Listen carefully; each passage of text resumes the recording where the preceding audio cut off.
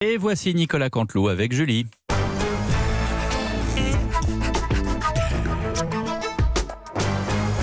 C'est presque du direct, c'est le meilleur de la revue de Presque avec Nicolas Canteloup et Julie. Notre amie Wendy Bouchard recevra demain le Macareux d'Or. C'est un prix remis par la Ligue de protection des oiseaux. Bravo Wendy pour votre engagement en faveur des animaux à plumes. J'en étais sûre.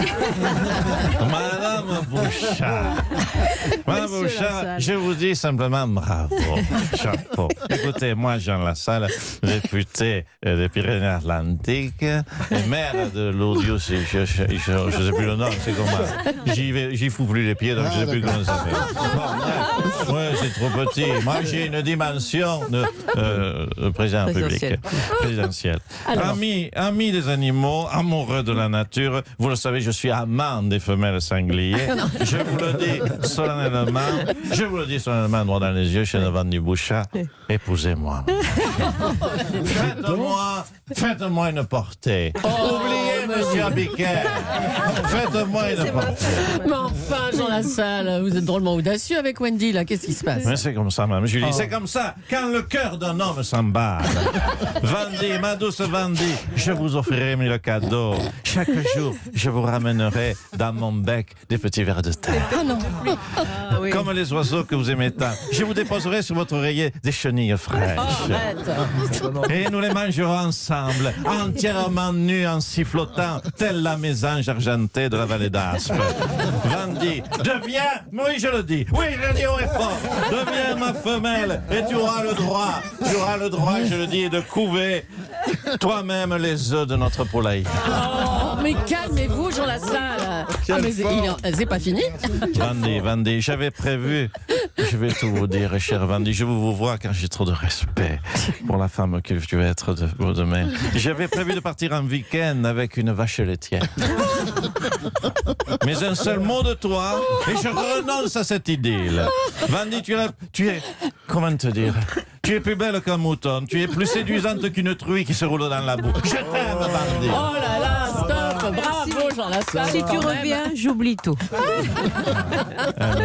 Bien joué Wendy. C'est passé sur les zones, c'est enregistré dans le marbre. François Hollande a reconnu dans le journal belge Le Soir qu'il avait une part de responsabilité dans la crise des Gilets jaunes. Bonjour Monsieur Hollande. Alors, écoutez, il faut être honnête dans la vie. La crise des Gilets jaunes n'est pas apparue avec l'élection d'Emmanuel Macron. Oui, moi aussi, je sais être fair-play. C'est aussi, et je le dis avec beaucoup de contrition, c'est aussi de ma faute. Ça a démarré, oui, Monsieur Cabrol, ça a démarré pendant mon quinquennat.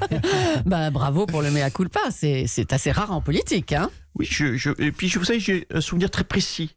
Je me rappelle très bien quand parlons trivialement, le ras-le-bol des Français a eu lieu. C'est quand j'ai nommé Emmanuel Macron ministre de l'économie. Ah bah tiens.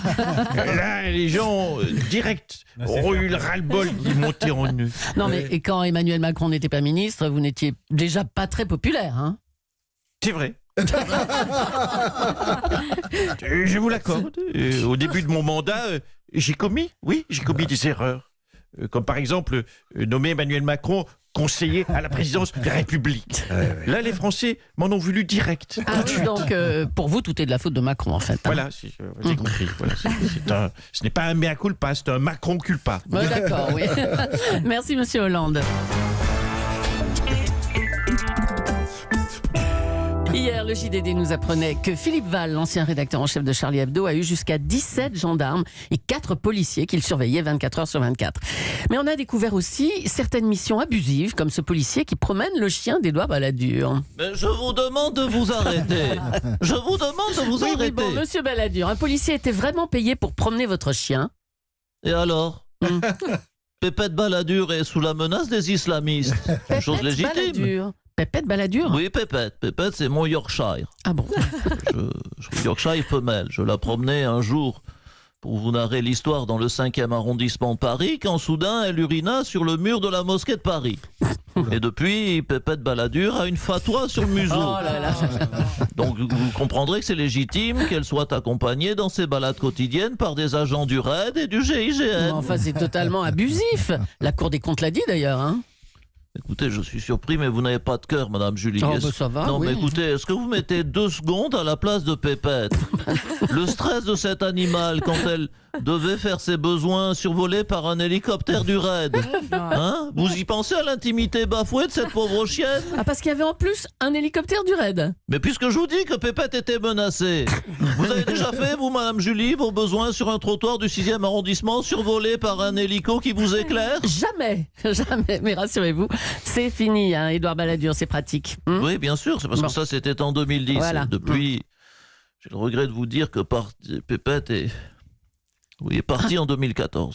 C'est fini. Il n'y a plus qu'une équipe réduite qui surveille la tombe de Pépette. Oh non, arrêtez là, non. Oui, mais il est hors de question qu'on profane la tombe de Pépette, sa sépulture. Non, mais qu'est-ce qu'ils foutent en régie? Mettez pas d'amour en régie, bande de couillons, Pépette est décédé. C'est pas faux. Excusez-moi, Kevin Spangero. Ah, Kevin, Je viens encore. d'écouter qu'est-ce qu'il y a cette interview poignante, ce témoignage poignant de M. Balladur.